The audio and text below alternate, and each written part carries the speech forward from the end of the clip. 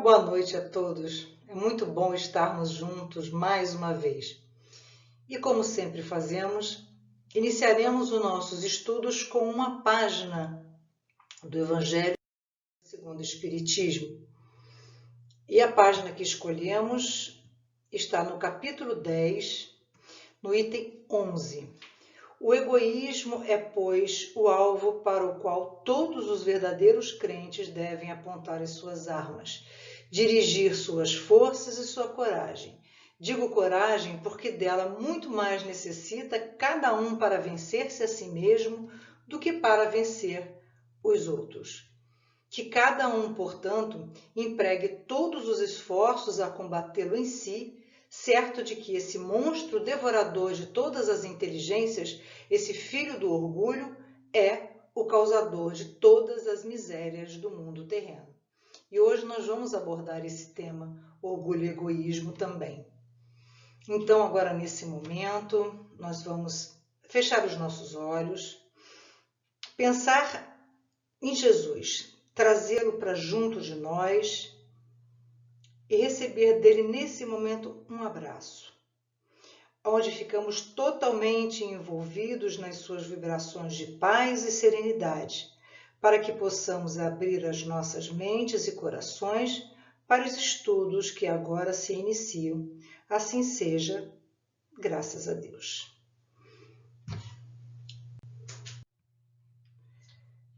Bom, certa vez nós recebemos no Grupo Pablo uma pessoa portadora de compulsão alimentar. Ela era uma comedora compulsiva. E chegou ao Grupo Pablo buscando um grupo especificamente de comedores compulsivos. E aí nós dissemos na ocasião que nós não tínhamos grupos específicos para objetos de dependência, que nós do Grupo Pablo acolhemos todo tipo de dependência, jogo, sexo, comida, trabalho, etc. E muitas pessoas não conseguem entender como reunir numa mesma sala pessoas portadoras de comportamentos dependentes tão diferentes. E normalmente a gente responde a essa indagação com um ensinamento de Jesus. Disse Jesus: nada há no exterior do homem que, penetrando nele, o possa tornar impuro, mas o que sai do homem, isso é o que o torna impuro. Isso está em Marcos 7,15. E assim nós entendemos, nós do Grupo Pablo, nós entendemos que é o que sai do coração, ou seja, sentimentos, e da mente, pensamentos, que constituem uma força viva. E isso determina as nossas escolhas, o nosso destino, ou seja, felicidade ou sofrimento. Os vícios, na realidade, são efeitos externos de sérios conflitos internos. Por isso, nós não fazemos distinções por objetos de compulsão, mesmo porque a dependência ela está atrelada ao comportamento repetitivo, isso é, comportamental, independente do objeto de escolha. Até porque, muitas vezes, um dependente ele migra para outro objeto de compulsão e repetindo nesse novo objeto o mesmo comportamento anterior.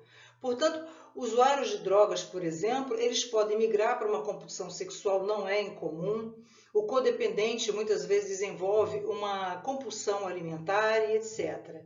E o Grupo Pablo, nós recebemos aqueles irmãos com o mesmo histórico de quê? De dores, de sofrimentos, e todos vêm buscando respostas e alívio. E quando a dor surge, e ela surge para todos nós em algum momento, é fundamental nos perguntarmos o que foi que não entendemos da vida, o que foi que nós não entendemos de nós mesmos, de Deus e da nossa relação com Deus. E o Espiritismo é uma doutrina de perguntas e indagações, né? O Espiritismo ele responde às questões fundamentais da vida, como, por exemplo, quem somos nós, de onde viemos, para onde vamos, por que nós estamos aqui, e traz uma compreensão da função da dor e aponta os remédios que Jesus nos oferece. E a doutrina também nos ensina a fazer perguntas, nos ensina a questionar, porque é uma fé raciocinada. E o Espiritismo, quando bem entendido, ele dá sentido à vida, e o Evangelho de Jesus dá a direção. E como sempre focamos nessa busca interior, hoje nós vamos abordar pensamento e vontade.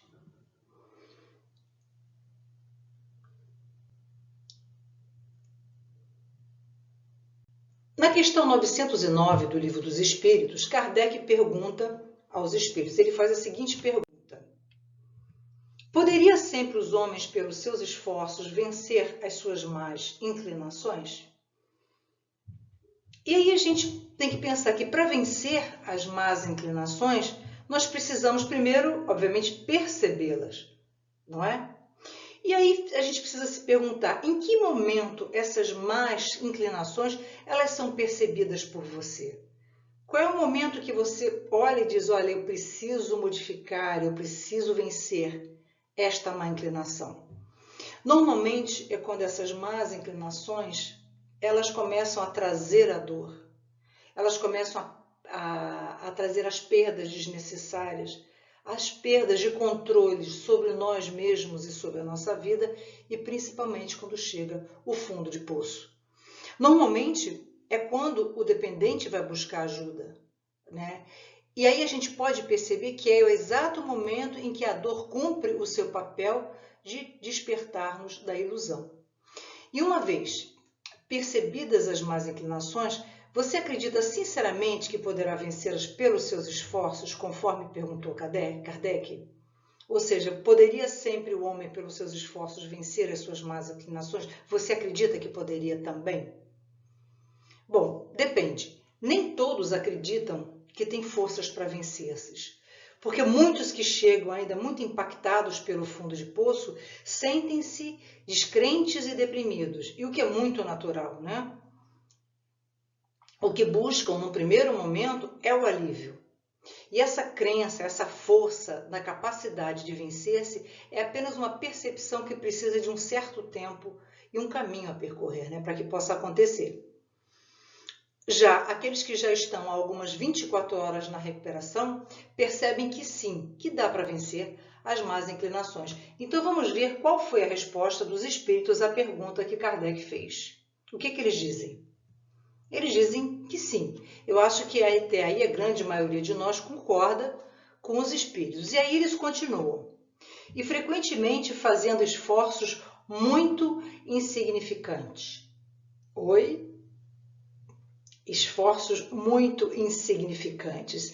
Para a gente isso não tem muita lógica, não é mesmo? A gente olha para esse tipo de resposta e pensa assim, não tem sentido nenhum. É como essa vela aí acesa por água, né? Porque todos nós concordamos, nós, nesse patamar evolutivo que vivemos, que as mudanças são muito trabalhosas para nós. Para nós, os esforços eles são hercúleos, eles são difíceis e às vezes eles parecem mesmo impossíveis. Porém, os espíritos aqui nos dizem que bastam esforços insignificantes. E eu, particularmente, não acredito que os espíritos tenham se equivocado nas suas respostas, né? Mas eles justificam. O que eles dizem? Eles dizem, o que falta é a vontade. Com poucos dentre vós fazem esforços, né? Então, encontramos aí a resposta às nossas dúvidas, né? O ponto central do esforço é a vontade. Ela vai determinar o nível de esforço e o tempo que nós vamos precisar para vencer essas más inclinações. Por que no caso de todo dependente particularmente, os esforços são tão trabalhosos, né? Até porque a gente sabe que as recaídas, elas fazem parte de um processo de recuperação, dando a nos entender que o dependente tem pouca força de vontade ou não tem vontade, né? Mas, na realidade, o que a gente precisa observar é que existe ali uma ambivalência. Quer dizer, ao mesmo tempo que ele quer se livrar daquele objeto de compulsão, daquele vício, ele não quer. Porque entre a dor e a vontade de mudar, existe um longo caminho a percorrer. É interessante que nos primórdios do cristianismo, Paulo de Tarso ele já dizia àquela época, não faço o bem que quero, mas o mal que eu não quero, esse eu faço. Isso é tão humano, né, gente? É tão a gente. não é verdade? Porque por mais esclarecimentos que a gente tenha, se não sentimos a vontade de mudar, nós não mudamos. Portanto, você admitir que tem uma compulsão não traz de imediato uma vontade firme de mudar. E os vícios, eles são dependências vigorosas mesmo, profundas, de onde uma pessoa ela se encontra sob um controle do seu objeto de compulsão. E é sempre uma atitude mental, é sempre interna, né, que leva a alguma subjugação. Portanto, essa adesão consciente da vontade de vencer as más inclinações, ela requer o quê? A percepção de um longo caminho a percorrer, onde existem desconstruções e construções, a necessidade de quebra de padrão de repetição e principalmente mudanças de hábitos, sejam hábitos mentais, sejam hábitos físicos e hábitos sociais. Cada hábito menos digno, adquirido pela alma, talvez no curso de muitas existências, funciona qual entidade viva no universo de sentimentos que cada um de nós, dirigindo as nossas escolhas e resultando em amargas colheitas, não é verdade? A compulsão à repetição é um impulso, é uma força muito persistente, insistente, quase que irrefreável, quase que inevitável. E o que acontece? O raciocínio, ele é suspenso, obviamente, por causa desse automatismo, o julgamento interrompido, a inibição a essa compulsão é abandonada e a vontade, obviamente, de vencer, ela fica reprimida. São o que nós chamamos de hábitos nocivos, né? E Emmanuel, no livro Pensamento e Vida, de Chico Xavier, ele diz para a gente o seguinte, que o hábito é uma esteira de reflexos mentais acumulados, operando constante indução a uma rotina. Herdeiros de milênios, vivemos até agora quase que a maneira de embarcações ao gosto da correnteza no rio de hábitos aos quais nos ajustamos sem resistência. Traduzindo, Emmanuel diz que o hábito ele é uma trilha, né, de reprodução mental que vem acumulada, né, nos levando a uma rotina, a um automatismo, ao qual nos entregamos sem resistência ao longo de quê? De milênios. Isso vai acontecendo ao longo de milênios e nos faz vivê-las hoje simplesmente sem questionar. Aí essa figura é muito interessante, né? Porque não há nada de tão absurdo que o hábito não torna aceitável. Veja essa figura. Os mesmos caminhos, as mesmas dores, as mesmas subidas, descidas, quedas e as mesmas dores. O hábito, o que é o hábito? Ele é produto, né, de um exercício de repetição e tem um começo, obviamente. Ninguém adquire um hábito da noite para o dia. E tem uma razão de lógica de acontecer. O vício, por exemplo, ele começa em algum momento, em alguma existência, por um erro de cálculo na procura de paz e de serenidade. Vamos pegar o exemplo das drogas. Não são todos aqueles que experimentam drogas que necessariamente se tornarão dependentes, né? Um que passa pela simples questão de usar, de ter aquele prazer momentâneo. E tem um outro que usa para alterar uma percepção de uma realidade que para ele é intolerável. Portanto, compulsões, eles são reflexo de uma natureza específica. Normalmente uma natureza rebelde, uma natureza imatura e impulsiva. Por isso, os dependentes vivenciam de forma intensa e descontrolada emoções e sentimentos potencializados por pensamentos desconexos com a realidade. Um retroalimenta o outro. Emoções, sentimentos e pensamentos desconexos. E o que foi aprendido é, se eu não suportar a dor dos problemas, usa a droga, e tem um alívio imediato. E é esse processo de continuidade que vai gerar a dependência. E todos os comportamentos que são reforçados por recompensa tendem a ser repetidos e aprendidos. Álcool, sexo, trabalho em excesso, jogo, internet, são mecanismos de recompensa. Então, vamos lá. O objeto da compulsão, ele é simplesmente o meio, né? E o alívio do sofrimento é o fim. Para isso é que existe o objeto de compulsão. Então, renunciar a essa bengala não é fácil, leva tempo. E por quê? É como se fosse uma coisa arrastando, né? É uma corrente muito forte que mantém o dependente atado àquilo. Embora não seja bom, ele não consegue se desvencilhar com uma certa facilidade. E por quê? Vamos pegar aqui uma passagem de Dora Encontre. Renunciar dói, porque aquilo que se renuncia ocupou um espaço real no nosso sentir. Foi nutrido em nossos pensamentos, esteve presente na nossa forma de existir. Renunciar a um objeto de nossa afetividade assemelha-se a um tipo de morte, é um luto, o momento da recuperação, sem sombra de dúvida, né? Porém, o senso comum questiona assim, por que essa pessoa não para de fumar? Está bebendo demais? Será que ela não percebe que está acabando com a vida, com o relacionamento, com o casamento? Essa droga um dia vai matar essa pessoa, né? Esse é o senso comum, né?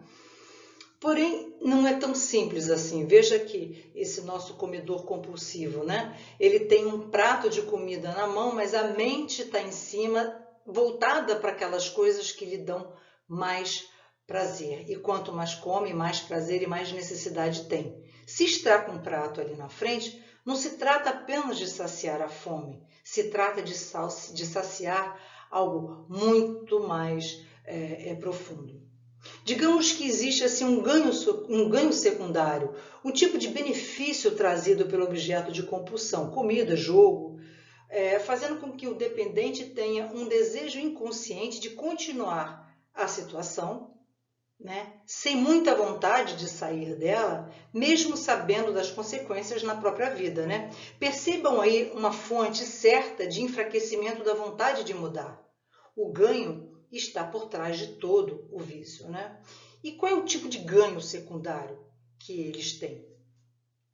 Alívio das carências, das ansiedades, dos desajustes, alívio das tensões psicológicas que são vivenciadas de forma muito intensa. Vamos pegar aqui um exemplo do controlador compulsivo, né? E aí nós podemos trazer o exemplo do codependente emocional. Nele encontra-se o quê? Um amplo estoque de ansiedade. E ansiedade é o medo na sua pior forma. Só quem já vive uma ansiedade sabe o que significa isso. É o medo de perder o controle, o medo de falhar. E no impulso de fazer o que acredita seja feito, surge essa necessidade de a tudo controlar, fazendo com que haja até uma certa insensibilidade, né? Os sentimentos da outra pessoa com que convive, normalmente quando é alvo do seu controle. Na medida que invade insistentemente a vida do outro, sob qualquer argumento, sob o argumento de se sacrificar, entendendo que isso é amor, né? Mas isso vai se tornando uma escravidão. Veja ali a nossa figura. Apesar da boa intenção, o que nutre não é o amor, é o orgulho. Não somos maus, nós somos simplesmente ignorantes. Adoecemos por não saber como lidar com o quê? Com as nossas dores, com os nossos desconfortos emocionais. É uma forma equivocada de defesa. Por isso, nos adverte o Evangelho que nós lemos no início dos nossos trabalhos. O egoísmo é, pois, o alvo para o qual todos os verdadeiros crentes devem apontar suas armas, dirigir suas forças, sua coragem. Esse filho do orgulho é o causador de todas as misérias do mundo terreno. Então, na realidade, o que nos torna impuros, que nos levando às quedas, provém de nós mesmos, né? Do nosso orgulho e do nosso egoísmo. E através dessa lente do orgulho, a gente vai vivendo a vida e vai tocando os relacionamentos. E vamos assumindo uma postura exigente, extremamente arrogante, onde nós confundimos os nossos desejos, normalmente adoecidos, com direitos. E aí esquecemos que a verdadeira finalidade dos relacionamentos não é nos deixar felizes, não é satisfazer as nossas necessidades, não é definir para nós uma boa posição na sociedade e não é nos manter seguros. A finalidade dos relacionamentos é nos fazer crescer para atingir a luz. Portanto, o orgulho e o egoísmo, na realidade, eles destroem relacionamentos e são a fonte primária de todos os vícios. E uma vez, quando a gente está consciente dos estragos do egoísmo e do orgulho, que são traduzidos, pelas nossas más inclinações, então como vencê-los? Primeiramente, entendendo que somos espíritos milenares. Isso faz muita diferença no nosso entendimento. Por quê? Porque nós trazemos um passado com conflitos que não sabemos a origem, não sabemos como eles estão aí, mas só sentimos esses conflitos e que tem o objetivo, nesta vida, nosso objetivo é superá-los. É mudar, e isso é importante, porque a gente precisa desenvolver a paciência com a gente. É indispensável o autorrespeito, porque o que nós sentimos é indiscutível, é individual e interfere na nossa vontade, reflete nos nossos pensamentos e na nossa forma de ver a vida. Tudo isso é uma bagagem que trazemos e merece o quê? Como nessa figura, atenção, carinho, com os nossos tantos eus em conflitos, Eu com medo, eu ansioso, eu deprimido, E eu sinto dizer, a natureza, ela não dá salto. Nenhuma semente acorda árvore no dia seguinte. E, portanto, nós precisamos interromper esse avanço do orgulho que nos dá essa ilusão de que nós podemos dar saltos, além da nossa capacidade e maturidade espiritual. São aqueles pensamentos que alimentam essas metas inalcançáveis e que nos faz o quê? Chegar nas frustrações crônicas. E, obviamente, enfraquece a vontade de lutar e a vontade de mudar. E a falta de motivação para mudar, muitas vezes, surge devido ao fato de se pensar a longo prazo. Nunca mais vou beber, nunca mais vou fumar. Aliás, é por isso que essas promessas de fim de ano, elas não são muito eficazes, não. Acho que todos nós vivenciamos essas promessas, E como nós sabemos, nós só podemos realizar uma mudança no presente, porque o passado foi como foi, o futuro ainda não chegou. Nós vamos fortalecer a vontade a cada dia, só por hoje. A vida, ela acontece agora, na sucessão de agoras. Podemos construir e reconstruir, podemos deixar velhos hábitos no passado e abrir portas para novos e melhores comportamentos hoje, agora. E o que é que Jesus nos ensina sobre como mudar essa nossa natureza, que viemos aqui para isso, com esse objetivo? Vamos lá. O amor cobre a multidão de pecados. A palavra pecado, é bom que a gente esclareça, ela significa um desvio de alvo, um alvo que você mira, mas desvia desse alvo.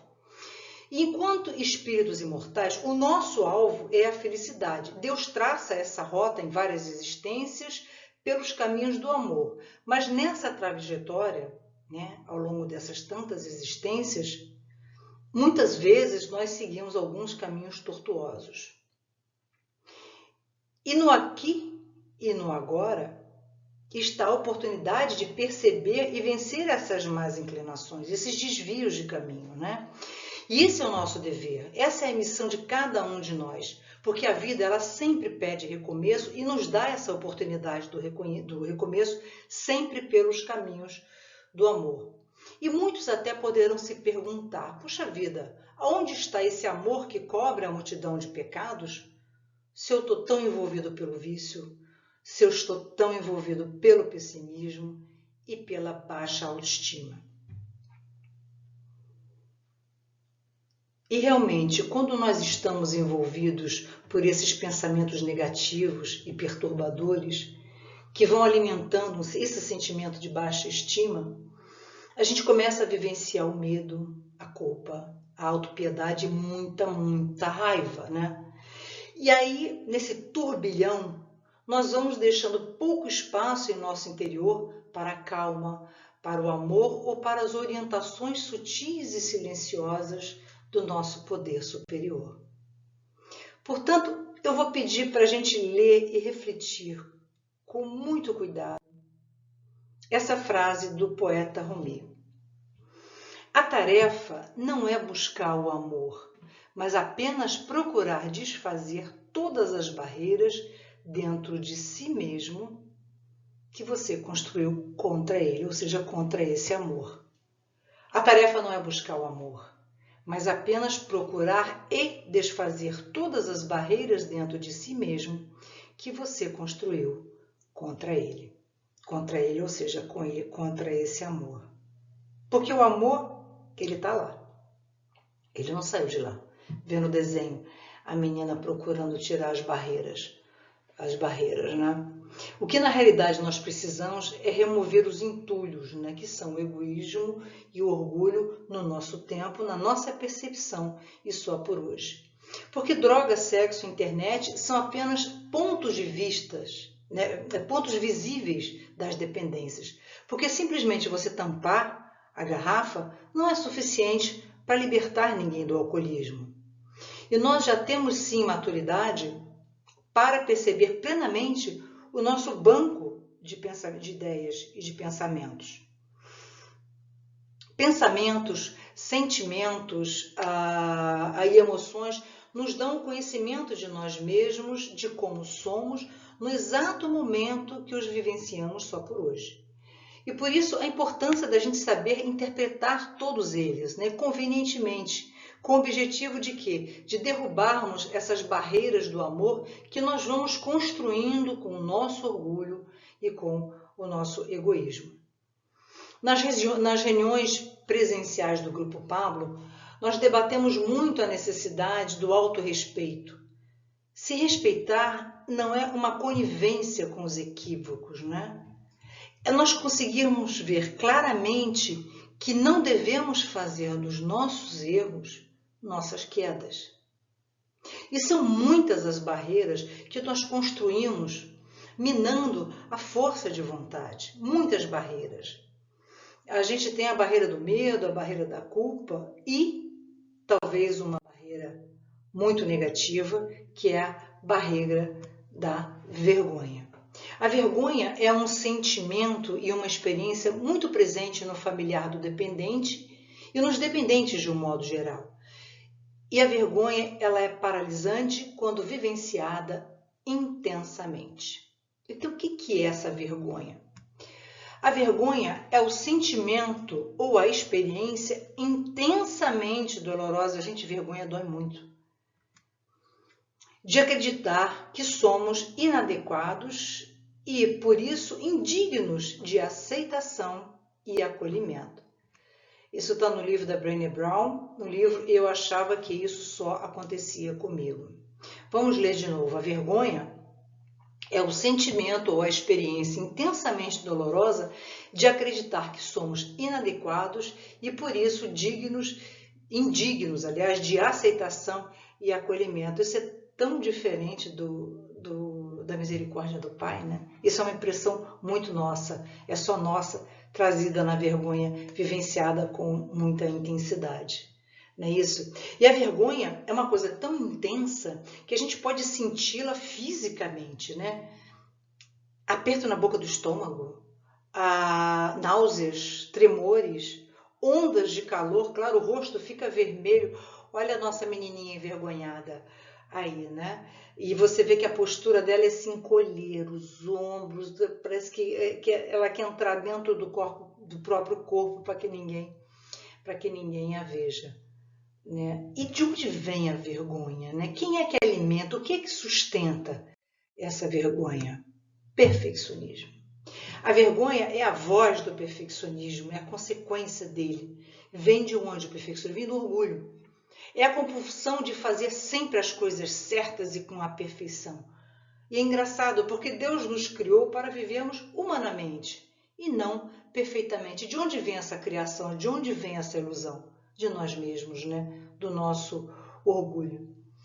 E a vergonha, ela enfraquece a vontade na medida em que ela muda a nossa autopercepção. Porque na vergonha, passando pela essa vergonha intensa, né, nós acreditamos que a gente é adequado mesmo, que somos inaceitáveis e merecemos o quê? O isolamento e a solidão, gerando um sentimento de pequenez, de baixo valor e impotência. A vergonha, normalmente, ela motiva o quê? A fuga e a vontade de se esconder. E a vergonha excessiva, ela enfraquece a vontade na medida que ela interfere na capacidade da gente de criar soluções eficazes para os problemas que deram origem à vergonha, não é? A vergonha, ela é a experiência de quê? Do isolamento, da desconexão. Ela desfaz a nossa conexão com o outro. O que acontece? Nós silenciamos, né, as nossas vozes e guardamos os nossos segredos por medo de quê? Da desconexão.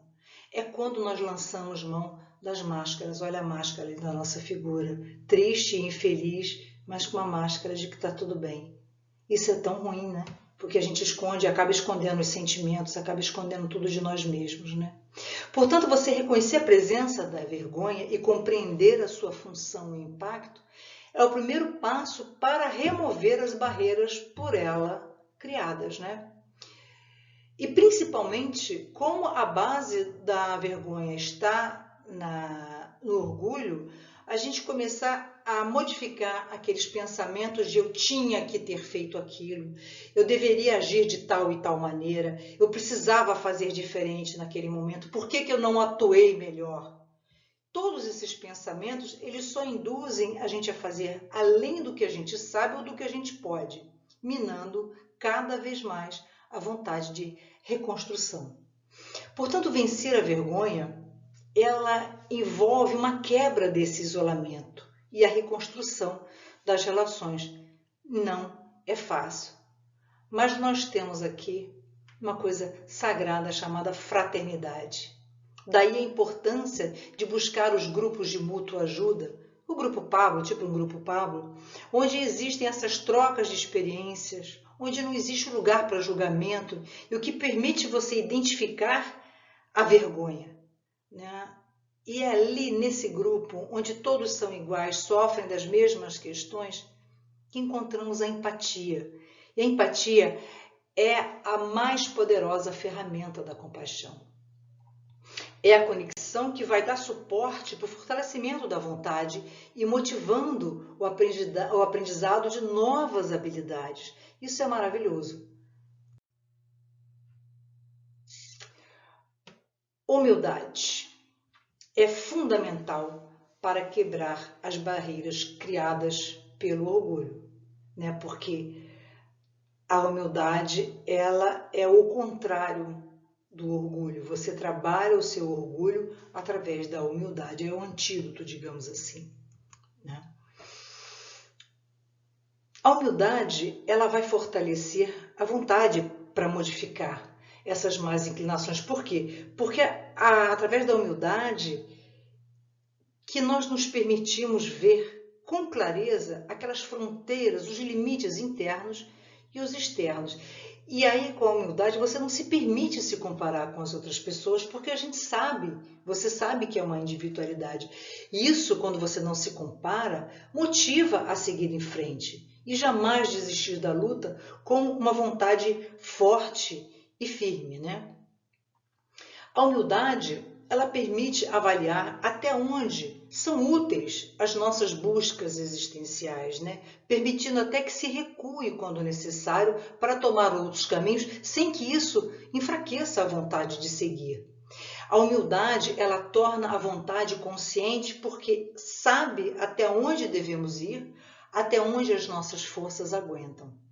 Quando nós somos surpreendidos por pensamentos de onipotência, a humildade rapidamente faz retomar o que nos pertence e com o que temos para lutar contra as más inclinações, as nossas possibilidades naturais.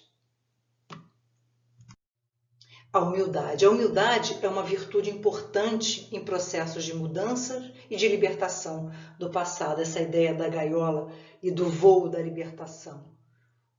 Porque a humildade fortalece a vontade e direciona os pensamentos.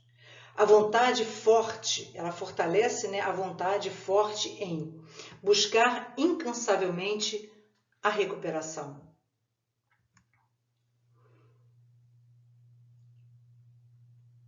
Renunciar de forma consciente aos hábitos nocivos e promove a vigilância na tentação.